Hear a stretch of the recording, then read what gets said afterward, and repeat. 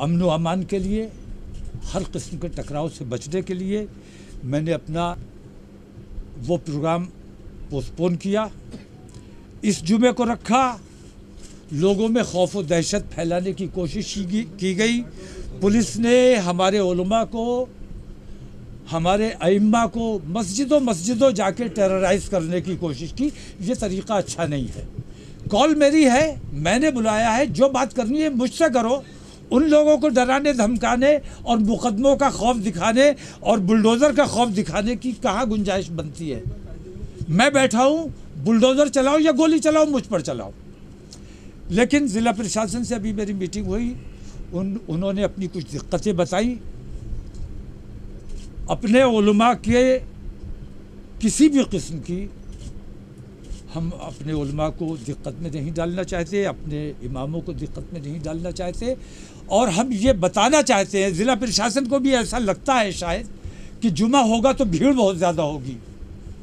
ये उनकी गलतफहमी है। रसूल आज़म की शान का मामला है और हर वो शख्स जो अपने रसूल से ज़रा सी भी मोहब्बत उसके दिल में है, उसका दिल बेचैन है। और जुमे को बुलाया जाए या इतवार को बुलाया जाए, जिस दिन भी बुलाया जाएगा इंशाअल्लाह हर जुमे से ज़्यादा भीड़ इंशाअल्लाह आ जाएगी।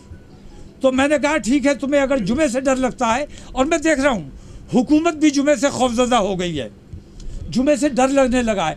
तो जुमे का डर निकालना हुकूमत के दिल से, हिंदूवादी संगठनों के दिल से, जुमे का खौफ निकालने की नीयत से मैंने ये फ़ैसला किया है कि जुमे को प्रदर्शन ना करके हमारा ये प्रोग्राम जो है यौम दुरूद का, ये इतवार को किया जाएगा।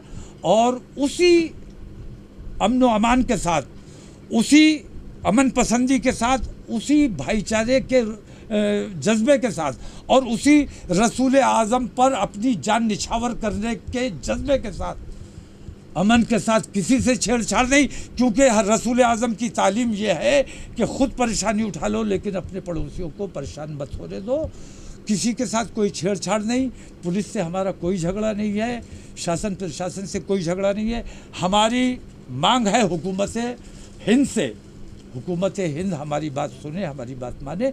और जब तक वो नहीं मानेंगे हमारा ये प्रदर्शन जारी रहेगा, इसको कोई नहीं रोका जा सकता।